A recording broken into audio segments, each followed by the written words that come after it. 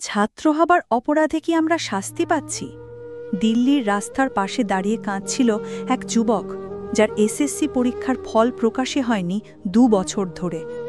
ভারতের কোটি কোটি তরুণ আজ সরকারি চাকরির স্বপ্ন নিয়ে প্রতিদিন বইয়ের পাতায় রাত কাটায়। মায়ের হাতের শেষ 100 টাকা কোচিং ফিতে দেয়, বাবার কাঁধ থেকে দায়ভার কমাতে চায়। কিন্তু আজ এসএসসি নামক প্রতিষ্ঠান যেন স্বপ্ন ভাঙার এক কারখানা হয়ে উঠেছে।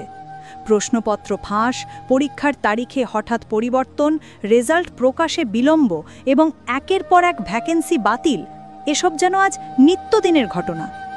বহু ছাত্রছাত্রী টিয়ার 1 এবং টিয়ার 2 পর্যন্ত পৌঁছেও জানতে পারেন ভ্যাকেন্সি কমে গেছে, ফলাফল বাতিল হয়েছে বা প্রক্রিয়া স্থগিত।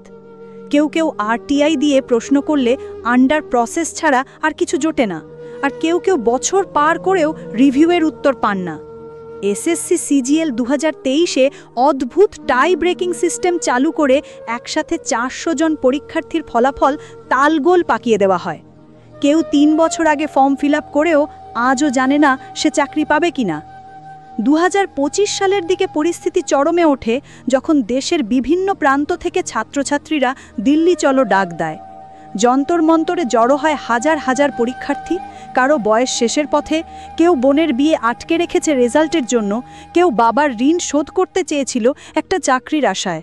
হাতে placard, we are jobless not useless, justice for students. তাদের চোখে ছিল অনিদ্রার ক্লান্তি, গলায় ক্ষোভ আর বুক ভরা আশা। অথচ এসএসসি এবং সরকারের তরফে তখনও কোনো স্থায়ী পদক্ষেপ নেওয়া হয়নি।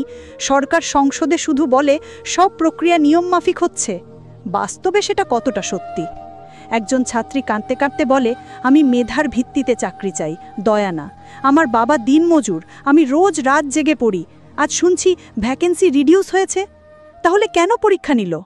এসএসসির এই ভেঙে পড়া কাঠামোর পেছনে যে অদক্ষতা, অনিয়ম আর অব্যবস্থাপনাই দায়ী, সেটা আজ সকলেই জানে, কিন্তু কেউ মুখ খুলছে না।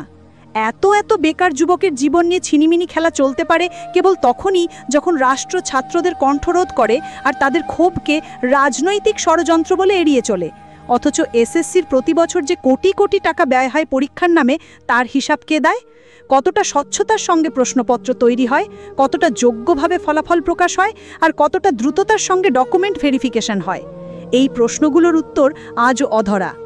যখন দেশের যুবকরা পথে ঘাটে দাঁড়িয়ে চাকরি দাও, ন্যায় দাও বলে আর্তনাদ করছে, তখন প্রশাসনের চুপ থাকা মানে শুধু ব্যর্থতা নয়, এটা ইতিহাসের প্রতি অবিচার।